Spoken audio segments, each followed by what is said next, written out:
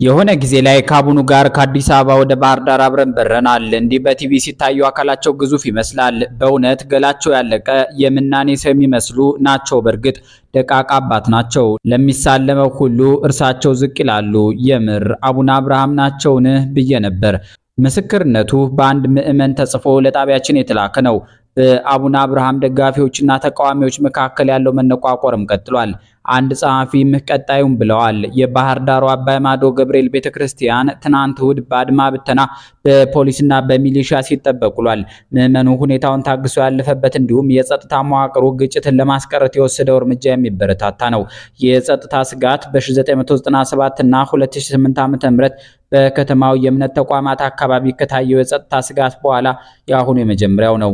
አቡነ አብርሃም በባህር ዳር ከተማ ውስጥ እያገለገሉ ያሉ የቤተ ክርስቲያኒቷ ሊቃውንቶችን ለማጥቃት እያደረጉት ያለውን ያልተቋረጠ ግፍን ተከትሎ ሌላኛው የዘረኝነትና የጎጠኝነት ሰለባ የሆኑት የአባይ ማዶ ገብርኤል አስተዳዳሪ ናቸው። የልዩነቱ ምንጭ ለምዕመኑም ሆነ ለሌላው ሲነገር ግለሰባዊ ይምሰል እንጂ ዋናው ምክንያት ግን ለአቡነ አብርሃም የጠነባ ዘረኝነትና ጎጠኝነትን እንዲሁም ምዝበራ አልመችም ስላሉ ነው። ስለሆነም የቤተ ክርስቲያኑን አስተዳዳሪ ለማጥቃት ከዓመታት በፊት ጀምረውት የነበረውን እንቅስቃሴ ባለፉት ወራትም እንደ አዲስ ጀምረውት መጠቃቃቱ ቅዱስ ሲኖዶስ ድረስ ዘልቋል። አቡነ አብርሃም አዲስ አበባ ላይ ሲያነዱት ቆይተው ያልጨረሱትን ክብሪት ባህር ዳር ላይ ለኩሰውታል። በሲኖዶስ ስራ አስኪያጅነታቸው ዘመን በታሪካችን ለመጀመሪያ ጊዜ አይተነው ሰምተነው በማናውቀው ሁኔታ የኦሮሞና የአማራ የሃይማኖት አባቶችን የንትርክ ማዕከል አድርገውት 3 ዓመት ሙሉ የውስጥ እሳት ሲያነዱ መቆየታቸው ይታወቃል። በመጨረሻም አቻ ግጭት ጠማቂዎቻቸው የትግራይ ሊቃውንት ከቤተ ክርስቲያን ሲያፈነግጡ፣ የኦሮሞ ወንድሞቻችን ግን ጉዳዩን በሰከነ መንገድ ተመልክተው ቅድስት ቤተ ክርስቲያንን ጠብቀዋታል። በመድረክ የፖለቲካ ንግግራቸው ብዙሃኑን ቀልብ የሚገዙትና በሃይማኖታዊ ጉዳይ ግን በሊቃውንት ዘንድ ቅሬታ የሚቀርበባቸው አቡነ አብርሃም ይሲነቃባቸው ከአዲስ አበባው ሲኖዶስ ተጠልዘው ባህር ዳር መሸጉ። ከግጭት ጠማቂነት ውጭ አእምሯቸው ቀና የማያስቡ አቡነ አብርሃም የሰሜን ጎጃም አጀንዳን ሲያቀነቅኑ የቅዱስ አቡነ ሐራ ገዳምን ገድል ሳይቀር ሲያስቀይሩ ቆይተው አሁን ደግሞ የአዲስ አበባውን እሳት ባህር ዳር ላይ ለኩሰውታል። ይህን እሳት በውሃ ማጥፋት ኃላፊነት የሁላችንም ነው። በዚህ አጋጣሚ ነገሩ ከልኩ አያልፍምና ምዕመናንና ሊቃውንቶች በጥንቃቄ እንድታልፉት እንመክራለን። እርሳቸው ፍላጎታቸው አዲስ አበባ ላይ አማራና ኦሮሞ ብለው ያናከሱት ባህር ዳር ላይ ጎንደርና ጎጃም ብለው መተግበር ነው። እርግጥ የአንደኛው ወገን ዝምታ ነገሩን አርግቦት እንጂ እንደርሳቸው ፍላጎት ቢሆን ኖሮ ልክ ፖለቲካው ላይ እንዳየነው ቤተ ክርስቲያን ውስጥም እርስ በርስ ለማገዳደል ያቀዱት ገና ከአዲስ አበባ ቢሮ ተባረው ባህር ዳር ሲገቡ ነበር።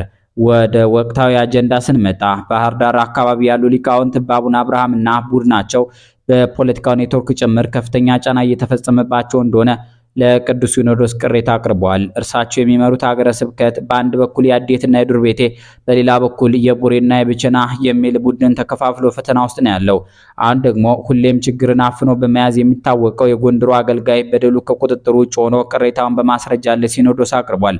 አቡነ አብርሃም ከፖለቲካዊና ግላዊ ፍላጎታቸው በተጨማሪ ሃይማኖታዊ በሆኑ ጉዳዮች ውስጡን የቅባት ሃይማኖት ተከታይ ናቸው ይባላሉ። በዚህ መሃል ይህንን ቅሬታ ይመራሉ ተብለው ከተፈረጁት ውስጥ የአባይ ማዶ ገብርኤል ዋና አስተዳዳሪ አባ ክፍለ ማርያም የተባሉ አባት ይገኙበታል። አቡነ አብርሃም እኚህን አባት በውስጥ በቤተ ክርስቲያን መዋቅር በውጭ ደግሞ በፍርድ ቤት እያዋከቧቸው ከርመዋል። ከ6 ወራት በፊት ቢሮአቸው ጠርተው ቦታውን ለሌላ ሰው ስለምንፈልገው በፈቃድ ልቀቅልኝ ብለው ጠይቀው እንደነበር በቅርቡ ነው የሰማሁት። ዋና አስተዳዳሪው ደግሞ እርስዎ በስልጣኑ የሚፈልጉትን ያድርጉ፣ የሚፈልጉትንም ሰው እርስዎ ይመድቡ እንጂ ያለምንም ምክንያት ስራ ልልቀቅ ብዬ ደብዳቤ ልጽፍ አልችልም፣ ከፈለጉ በደብዳቤው ራስዎ ያንሱኝ ብለዋቸው ነበር አሉ። አቡነ አብርሃም እኚህን አባት ለማንሳት ምክንያት አጡ። ከዛም ከ4 ወይም 5 ዓመት በፊት የተሰራ ዶክመንተሪ መነሻ አድርገው የዛሬ ወር ገደማ እርሳቸው በደብዳቤ አገዷቸው። ይህ እግድ ሃይማኖታዊ ስርዓትን ያልተከተለ ስለነበር በሲኖዶሱ ተሻረባቸው። ባለፈው ሳምንት ደግሞ አቡነ አብርሃም ባለ 4 ገጽ ደብዳቤ ይዘው አዲስ አበባ ሄዱ። ጎን ለጎን ደግሞ አባ ክፍሌ በፍርድ ቤትም እንዲከሰሱ አስደረጉ። አቡነ አብርሃም በሃይማኖታዊ ስርዓቱ የሲኖዶሱ ውሳኔ ሳያርፍበት ባለማዊ ደግሞ የፍርድ ቤት ውሳኔ ሳይሰጥበት አባ ክፍሌን አንስተው የጎንደር ሰው ናቸው አባ ዘላለም ብርሃን የተባሉ የቡሬ ሰው አባይ ማዶ ገብርኤል እንዲረከቡ ደብዳቤ ጻፉ። አባ ዘላለም ኪዳነ ምሕረትን ሲያስተዳድሩ ነበር። በአቡነ አብርሃም ጉዳይ አስፈጻሚነት የተሻሉ የግል አላኩኛል በሚል አባይ ማዶ ገብርኤል ተመድቧል። በአቡነ አብርሃም እቅድና ፍላጎት አባ ዘላለም ትናንት እሁድ ገብርኤል ቤተክርስቲያን እንዲረከቡ ተፈልጎ ነበር። ሆኖም ምዕመኑ ያምጻል፣ ሰበካ ጉባኤውና ሊቃውንቱ ይቃወማል በሚል አባ ዘላለም እሁድ ጠዋት ሳይሆን ቅዳሜ ሌሊት በስናይፐርና ብሬን ባድማ ብተና ታጅበው ገብርኤል እንዲገቡ ተደረጉም።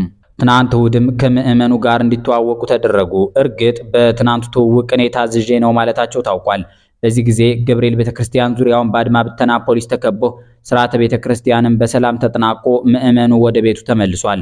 ሁሉንም በትዕግስትና በጥንቃቄ የሚያልፈው ደጉ ህዝብ እንደ አቡነ አብርሃም ግጭት ጠማቂነት ሴራ ሳይሆን እንደ ህዝባችን ወግና ባህል በሰላም ተከናውኗል።